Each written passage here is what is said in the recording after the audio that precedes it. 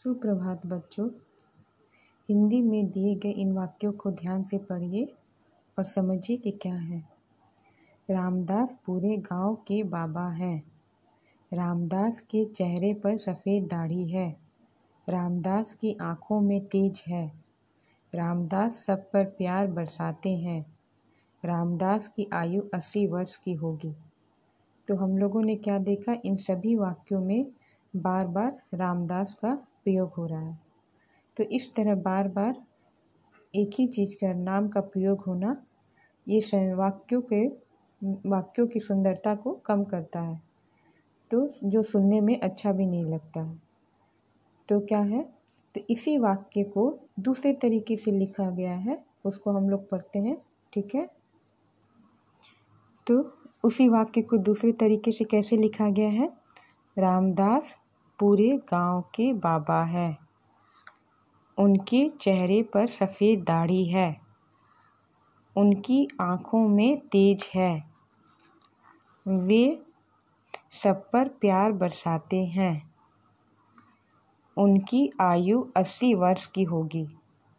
तो हम लोगों ने क्या देखा, रामदास की जगह क्या क्या शब्द यूज हुआ है।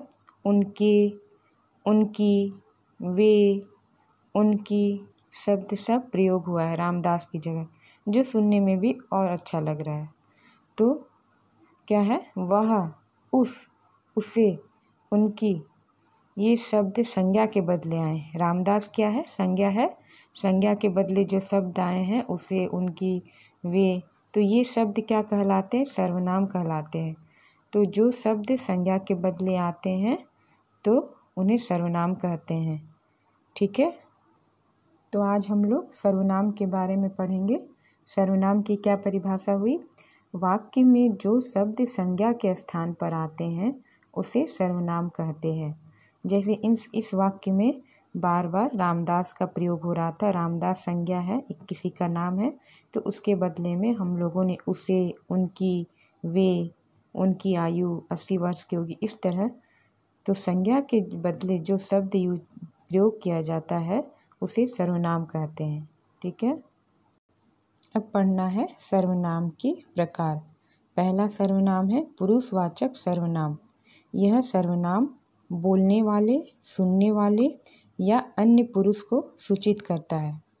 पुरुषवाचक सर्वनाम किसको किसको सूचित कर रहा है, बोलने वाले, सुनने वाले या अन्य पुरुष। इसका अर्थ अन्य पुरुष मतलब जिसके बारे में कहा जा रहा है उसको सूचित करता है, तो वो हो गया पुरुषवाचक सर्वनाम। तो उसके लिए कुछ उदाहरण दिया हुआ है। ये बोलने वाले के लिए है। बोलने वाले के लिए क्या प्रयोग सर्वनाम होता है, मैं, मैंने, मुझे या मुझको, मुझसे, हम, हमने, हमें, हमसे।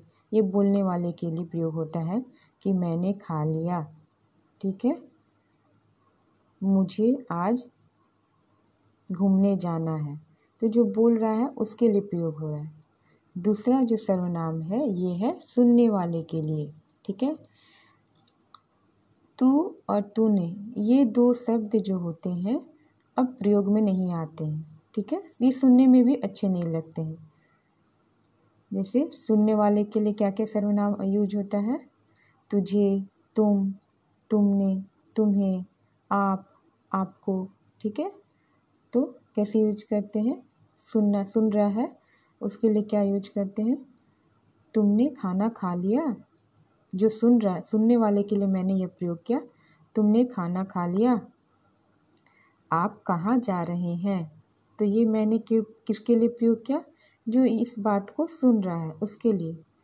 ये हो गया सुनने वाले के लिए, ये सब सर्वनाम यूज होता है।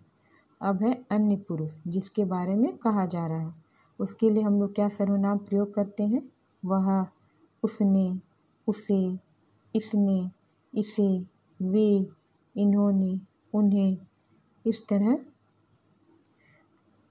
जैसे वह कल दिल्ली जाएगा, तो यहाँ मैंने किसी के बारे में कहा, किसी अन्य के बारे में कहा कि वह दिल्ली जाएगा। ठीक है, इस तरह जो अन्य पुरुष जिसके बारे में हम लोग बोल रहे हैं, जिसके बारे में कहा जा रहा है, वो हो गया अन्य पुरुष। तो वो हो गया, उसके लिए ये सब सर्वनाम प्रयोग होता है। दूसरा सर्वनाम है प्रश्नवाचक सर्वनाम। प्रश्न से ही पता चल रहा है कि प्रश्न वाक्यों में प्रश्न पूछा जाएगा, तो इस सर्वनाम से प्रश्न का बोध होता है। इस प्रश्नवाचक कौन कौन से सर्वनाम के उदाहरण हैं, जैसे कौन, किसने, किसे, किससे, किसका, किन्हें, किनको, किनसे, किनका, इस प्रकार। जैसे कौन हो तुम, ठीक है, तुम कहाँ जा रहे हो, तुम्हें किससे मिलना है। तो ये सब प्रश्नवाचक सर्वनाम हो गए। इसमें प्रश्न पूछा जाता है, उसी से ही पता चल जाएगा कि यह प्रश्नवाचक सर्वनाम है। अब है सर्वनामों के वचन। सर्वनाम के वचन कैसे परिवर्तित होते हैं? पुल्लिंग जो है पुल्लिंग सर्वनाम है, उसमें कैसे परिवर्तन होता है? जैसे मैं पढ़ता हूँ, कोई एक लड़का बोल रहा है मैं पढ़ता हूँ, तो बहुवचन में क्या होगा? हम लोग पढ़ते हैं, बहुत सारे लोग पढ़ते हैं। यहाँ पे तुम होगा,